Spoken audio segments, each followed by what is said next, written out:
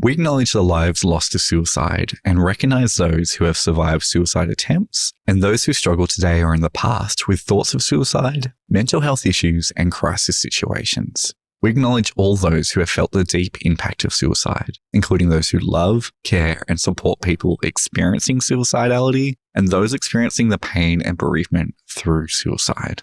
We respect collaboration with people who have a lived or living experience of suicide and mental health issues and value their contribution to the work we do. I felt guilty for even just feeling like that, and I didn't like the person I saw in the mirror whatsoever.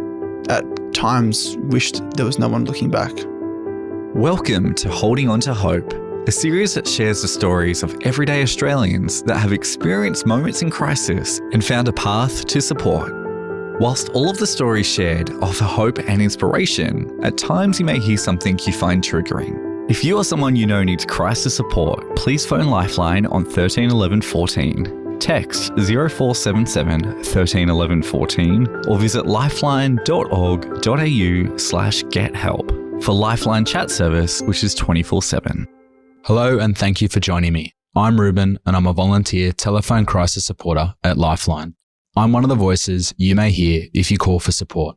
At the age of 15, I lost my dear father to suicide. Ever since that fateful day, I always wished my father had the opportunity to talk to someone like me when he needed it the most. 13 years later and 4 years into my journey with Lifeline, I'm now part of that opportunity, and this is why I'm so passionate about hosting this series. If you're not quite ready to talk, perhaps you'll find comfort by listening to the stories of people who have experienced the value of reaching out for help. On today's episode of Holding On to Hope, I'll be speaking with Matt Karajuana. Matt is a suicide survivor, mental health facilitator, and humanitarian. After suffering with depression and anxiety from the age of 12, Matt attempted suicide in 2016, which in turn left him wheelchair-bound. After sustaining his injury, Matt managed to shift his frame of mind completely and is now on a mission to instruct, inspire, influence, and positively impact millions of people's lives as a mental fitness facilitator. He's certainly been on a huge journey, and I'm really looking forward to hearing more about it.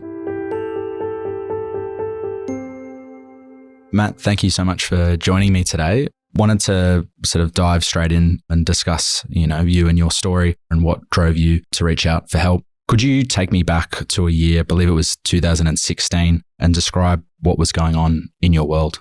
Yeah, the beginning of that year was the darkest time of my life. It was like I was living two lives. It was the outside life that I was living, where I was putting on a pretty picture for everyone, and the inside life that was on the very edge. A lot of shame, guilt, hurt, self-hatred that was just really underneath it all, but was masked brilliantly by what I was doing. I was obsessed with the gym, going 6 days a week, training and eating to the extremes and all that stuff. And yeah, what looked like I was achieving my goals. And despite all the attention I got afterwards, feeling like things were overwhelming to the point where there was no other option, I felt like. And the only way to remove that pain was to go and try to end it all. And so that's what I tried to do. I attempted suicide on January 9th, 2016, snuck out of my parents' house. And unfortunately, my parents and family woke up the next morning with their son and their brother not home. Yeah, and for you to be able to share that means a lot. It's not often that people go through an experience like yours and have the opportunity to share that with me. So I'm really thankful for that. Prior to your suicide attempt, what feelings were you experiencing at the time? It had been going on for 4 years. It started when I was 12. The most predominant thought and feeling that I really had was like I was worthless, feeling as if I was a waste of space, not having any job, feeling like I was just a burden, not only on my family, but to society as a whole. I wasn't playing any role. I wasn't contributing in any way. And so I was judging myself for that. And I used to see everyone smiling, like my friends, my family. And naturally to me, I was thinking, well, that's how I should be. I should be happy as well. They're smiling, but deep down, I don't feel the same. And constantly comparing myself, feeling like I need to be better and that I was never good enough. Yeah, because I was going to say at the age you were, and when you look at the pressures that we all have, but specifically around, that age, do you think, looking back, that was, a big contributor to you feeling that feeling of worthlessness? Like, it's a very strong feeling to feel, and to have that. Was that, every day for you? Would it get worse? Would it get less? It was amplified each and every day, like especially when I got into certain habits. When those feelings first come up, they're not, at least for me, it wasn't as bad, wasn't as heavy, though quickly became a sense of shame. And, I felt guilty for even just feeling like that. And I didn't like the person I saw in the mirror whatsoever. I at times wished there was no one looking back.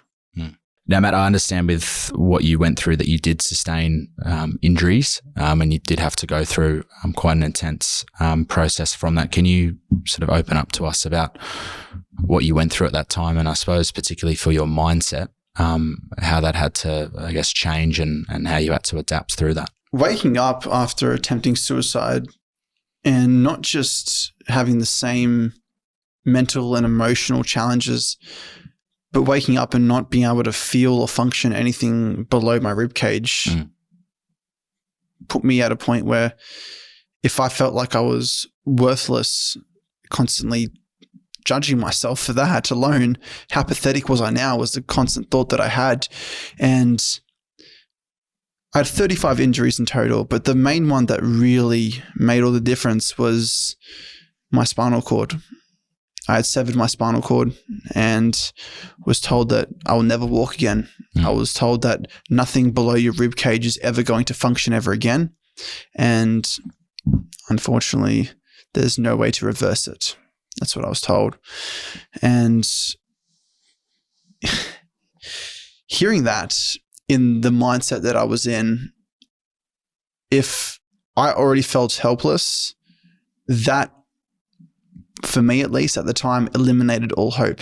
I felt like there was nothing left, that there was nothing but a black hole waiting for me. There was only darkness ahead, and that I was just being punished. That's what I thought. It was quite a mental journey to go through at the time.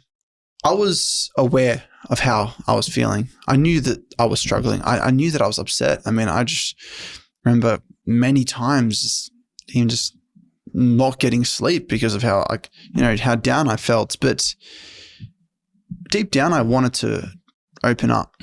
If I listened to that voice, where would I have been today?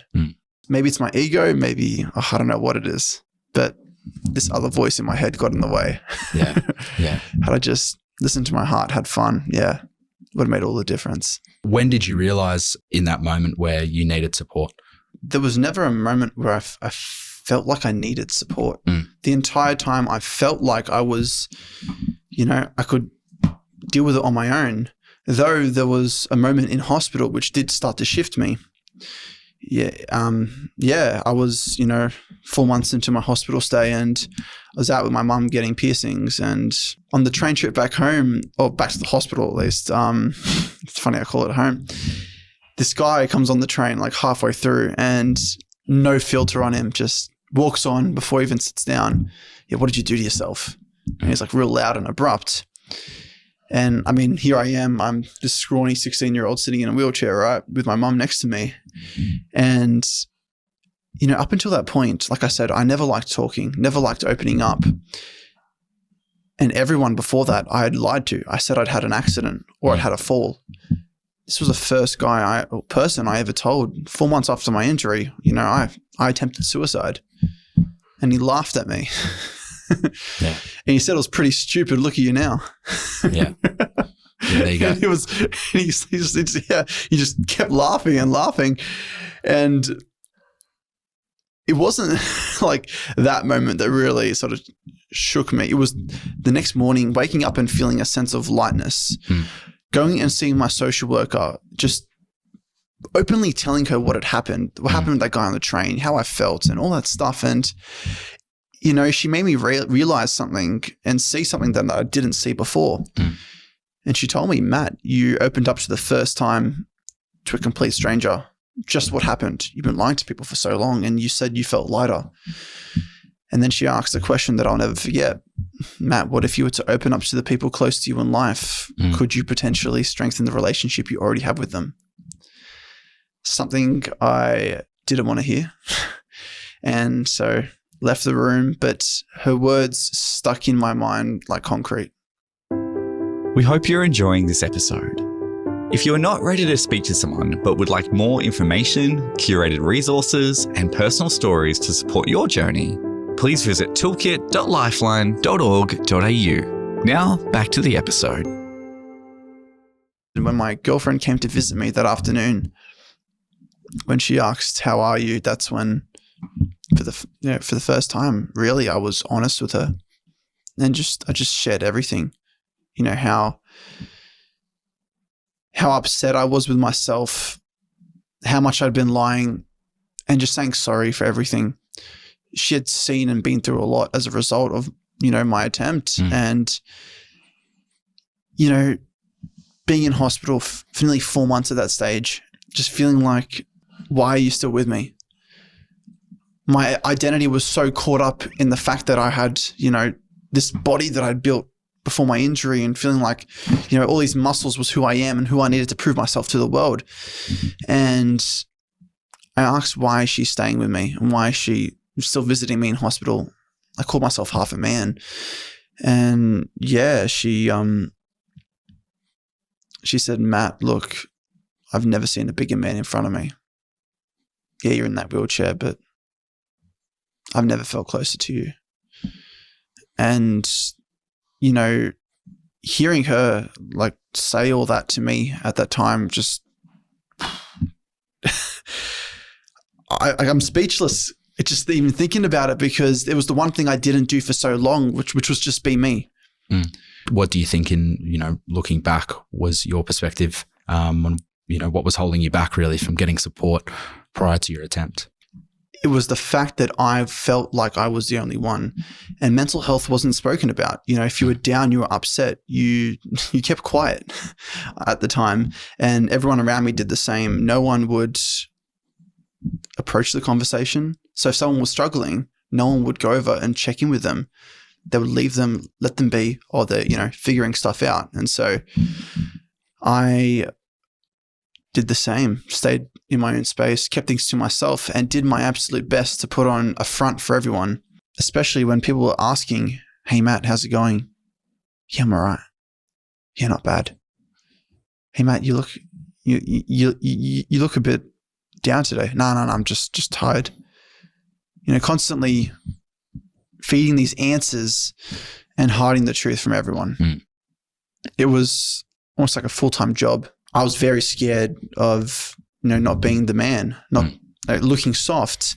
Growing up, I'd always hear, "Have a cup of concrete, harden up," all these things, right? Yeah. Looking back on my schooling journey and how much that culture came into play, I went to an all-boys school. Yeah. So, that sort of feeling of, muchness or, not wanting to open up, it was amplified even more. And it's funny, the reflection that I have since I've left school is seeing a lot of the individuals that I felt were covering up certain things or didn't want to, be themselves in that schooling environment. You really feel their pain now, because you can see the life that they're living, or the lives that they're living, and you go, wow, if they would have had that opportunity, how things would have played out. And look, this is probably going to tie in well to something else I wanted to ask you, and particularly around the support that you've received, whether it is having that conversation or even on a bigger level. If you can just sort of explore some areas for you where, as your life is now, where you've been able to find that support. The moment I felt closest to someone was when I was just me. And I started talking to some of my friends after that, even my parents. And, my relationships did grow close. Not all my mates knew how to support me. And unfortunately, those relationships did slowly, I suppose, fade away. But I found out who my true friends were. And those I was transparent with, I could support them much more as well, because I was me. I wasn't some facade and some fake personality that I'm trying to prove to them. And that really started shifting things for me, because I had a supportive network. Actually having people I could go to to just share and be open and honest with. Trying to do your best and wear a smile for the world it's exhausting. It takes it out of you. And if there's anyone struggling, like, I just urge them to reach out. Really, just reach out for support. Support is out there. And on the other side of that, making sure you check in with the people that you love, because you never know who's on that, at that place, right? You never know who's on the edge, so to speak. And someone who looks like they're doing so well could really be hurting the most inside. And when I looked my best on the outside was really when I was hurting the most. But it is really important, even vocalizing what you're feeling. You know, I sort of put the analogy of a pressure cooker in play with an issue. You know, we can hold it in, we can hold it in. Now, I'm not going to get very detailed as to how a pressure cooker works, but when you want to let off that bit of steam, you know, that is you just vocalizing it. And it could be, you know, yourself in the shower, or it could be to someone, like you said, your support worker who you did speak to, or your family and friends. A lot of times when someone's sharing with you, someone's like wanting support, on the other side, you might feel like you want to save them. It's never your job to be a savior, but to just be a support. And the biggest thing we can do is just listen. It really, by holding the space for someone to share, open, be vulnerable, be themselves when they really need it, that takes so much pressure off them. They don't feel judged. If you're really present, you're actually listening to them, trying to show empathy, put yourself in their shoes, you're not only doing that, but you're also validating them, validating their emotions, that it's okay to feel that it's actually understandable why they feel that way. Because no matter how we're feeling, it's always justified. Feelings and emotions come up for a reason. And if we're supporting someone, we just need to be there to listen. 100%. I can't urge that enough. I think it's amazing what it can do. I think it halves the load for someone. I think it's important to, yes, have a supportive network, but know also how you can support yourself. You know, basketball, I played it before my injury. It took me 6 years to get back into it. But just getting out on court, even just shooting hoops by myself, I love it. It's time for me. It's something I love. And it's also fitness as well. And then actually following your passions, me going into to running my workshops, doing the work I do, that's me following my heart and doing what I love. And going down that path has been the most fulfilling because I've been able to become the person that I needed when I was younger. I'm not healing others' pain. That's not my job. My job is to help influence a space that I once found painful. And by doing that, I think that's given me such a deep level of purpose, and has personally, for me at least, that those feelings of worthlessness now just negated, because I know I'm following my heart and doing what's meaningful, not only for me, but for other people. And that's the biggest way I support myself. Of course. Is just doing things that, you know, quote unquote, recharge my battery. We all have those things, whether it be a shower, a good meal, good friends, even a walk by yourself, even a nap. Right, there's so much we can do. Of course. And look, that's what we at Lifeline, and it's a common term anyhow, but self-care. Yeah. You know, it's having that ability to realize that you're in that moment, but when you need to remove yourself from that moment, you need to find that special place or special space. Can you sort of touch on a bit of what your life's like now, and what your interests are with that mindset change that you've had? Yeah. And if I'm honest, my life just revolves around a few things. Everyday rehab, it's a big part of my life, whether that's with my trainers in the mornings or with my physio, or with the robot or whatever. Then it's basketball. Then it's speaking, running these workshops, developing that further as well, because there's a lot that I would like to let out to the world, and a lot of my life is revolved around that. Yeah. Achieving those goals. But I do make time to socialize, have fun, and connect with loved ones. That's still an important part of my life too. Of course. Though recognizing what's important to me and getting rid of the fluff that, I don't really appreciate doing, things I don't enjoy, because that contributes to me feeling like I'm just wasting time. And I don't like that feeling.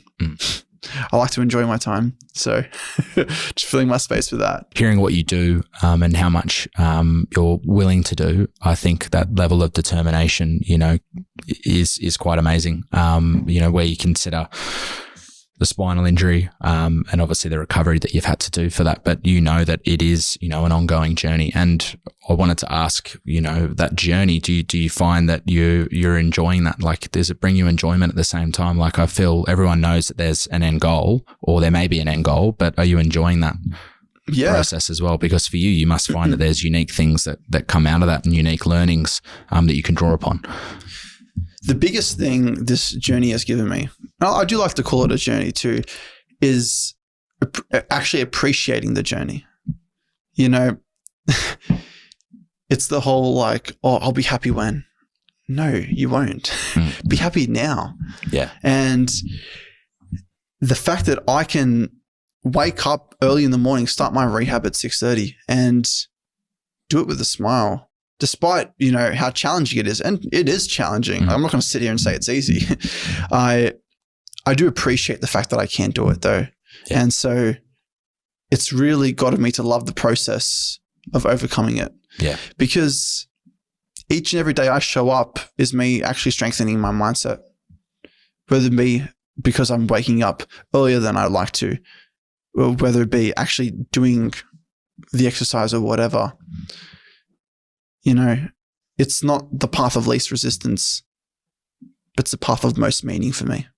Considering your own life and what you do now, do you find there are times where you're still having to look at yourself and go, hey, look, do I need to check in? Do I need to speak to people? What do I need to do to ensure that I'm able to give the best of myself? Like, I do have moments where I wake up in the morning and I'm like, what the hell am I doing? And it does bother me sometimes. But one thing that's like personally, it's not going to be everyone's cup of tea. I do enjoy my own company, and actually just taking those moments for me when those moments come up. So, allowing myself to sit back and say, how am I feeling? Try to just be aware of what's really going on right now, because we can let things run in the background, but not even be aware of that things are going on. So just taking moments to say, all right, where are things at? And, feeling into myself, okay, what do I need to do right now? Have I not been feeding my social life? Have I not been feeding my family life, my spiritual life? Am I not doing enough in my business or whatever? Like, just trying to find what area of my life probably needs feeding a little bit. Maybe I just need to pick up the guitar and play for a little bit. Where you are right now, and particularly with your rehab, how does the next year, 5 years, 10 years look for you? Putting a time frame to this for me, I find is very, very tough. It has been a very slow burn of recovery, and I'm essentially learning how to walk again, which I am. Yeah. It's like being a baby once again, and going from some of my muscles having literally no function. Like, when I woke up in hospital, nothing was back. Not even my abs. I couldn't even sit upright. And working on and strengthening all these different muscles it's taking a lot of time. 5 years from now, I couldn't tell you where it's at, but I can tell you that, even medical science is progressing. Recently, I've started up using the exoskeleton, which is a robot. It's assisted walking. Yeah, it assists me, but it also measures how much I'm giving the exo, how much effort I'm putting in. And each week we can track my progress, and other numbers coming down from the robot and my numbers going up. It's it's amazing where medical science is going and where it's headed. And so I believe anything's possible. But whether that actually comes through for me or not, I know with absolute conviction that I am going to walk again. And so the vision for everything moving forward, one thing that's really at the crux of everything I do, and if you ask me, this is my purpose, it's to influence meaningful change in millions of people's lives. And so that word in their millions, that's the number of people I want to reach. I want to reach at least 1 million people. I want people to know that they can have it inside of them to overcome whatever that life throws at them. And firstly, I want to reach these people, but on a personal level, like I said, I'm big on family. that's in the future as well. Having a wife, having kids. Well, Matt, thank you so much. It's been great to speak to you and be able to obviously share your journey. Our favorite word, keyword for today's podcast. For me, I guess to take from this really is just to, always remember that, gosh, perspective can be there. And I really sort of put myself in your shoes at your age and think of, what you must have been going through and also understanding how complex it can be. And I'm sure for yourself that there's probably still unknowns for you that sometimes you need to unpack, but that's okay. And to be, cognizant of that. But gosh, from what you've been through and where you are now, I respect you so much for that. And as I've said before, I really do hope, and, you're only 22, I'm 26. So we've both got our lives ahead of us, but I really hope that for your sake, you can, keep doing what you're doing and, overcome those hurdles, but enjoy it, and really make the most of it. Cause, we're all here for a reason. What that is, we might not know. And we'll keep continually trying to work that out. So thank you. Isn't that Matt. a question we answer every day? Exactly. But no, thank you, Matt. I really appreciate it. It's been a pleasure, man. Seriously. Thank you. Thanks for listening to Holding On to Hope, the podcast. Lifeline is grateful to all Holding On to Hope participants for choosing to share their personal lived experiences openly and courageously in order to offer hope and inspiration to others. Your act of kindness makes for a better world. And remember, if you or someone you know needs crisis support, please phone Lifeline on 13 11 14, text 0477 13 11 14, or visit lifeline.org.au/gethelp for Lifeline Chat Service, which is 24/7.